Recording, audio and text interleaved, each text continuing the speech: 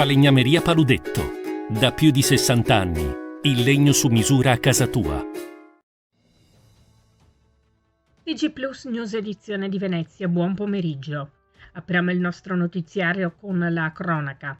La Polizia di Stato di Venezia replica il modello Jesolo dello scorso anno. Pugno duro nei confronti dei giovani violenti. Il questore ha emesso il daspo Willy, che prende il nome da Willy Monteiro Duarte, il ragazzo romano che cadde vittima dell'ira dei bulli per aver tentato di difendere un amico nei confronti di una banda di ragazzi minorenni che si sono resi responsabili di diversi furti e minacce avvenuti all'interno di alcuni esercizi commerciali della città.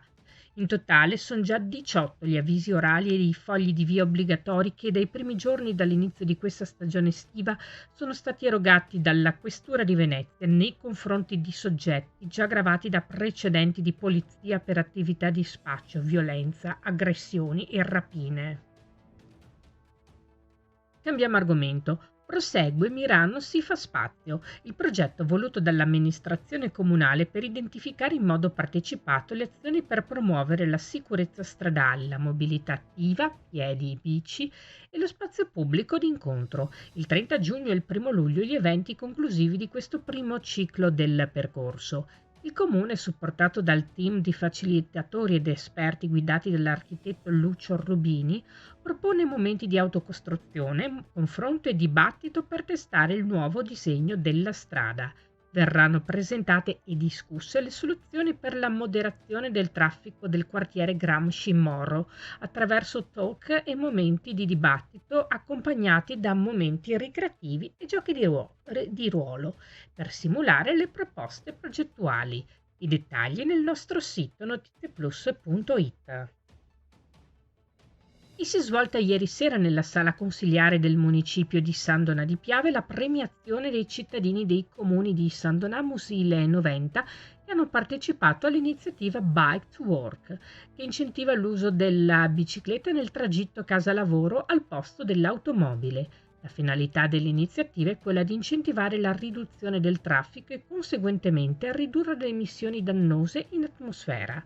In base ai chilometri percorsi, infatti, i partecipanti hanno ottenuto dei buoni spesa del valore di 5 euro da spendere negli esercizi commerciali dei comuni coinvolti.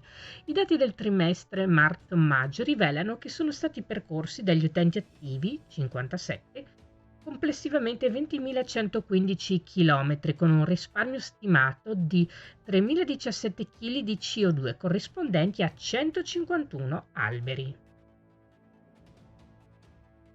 E cambiamo argomento. Sabato 1 luglio alle 19, secondo appuntamento con I Do Love Festival letterario.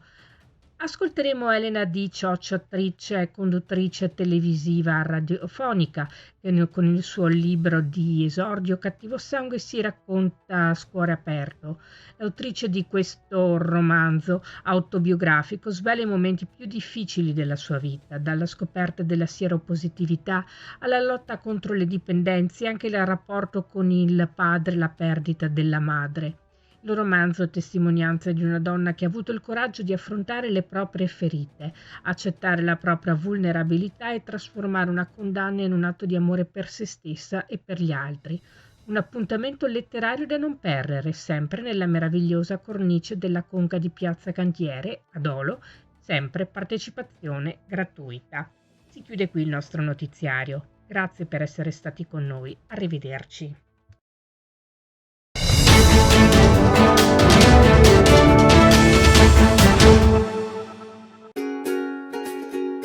Falegnameria Paludetto. Da più di 60 anni.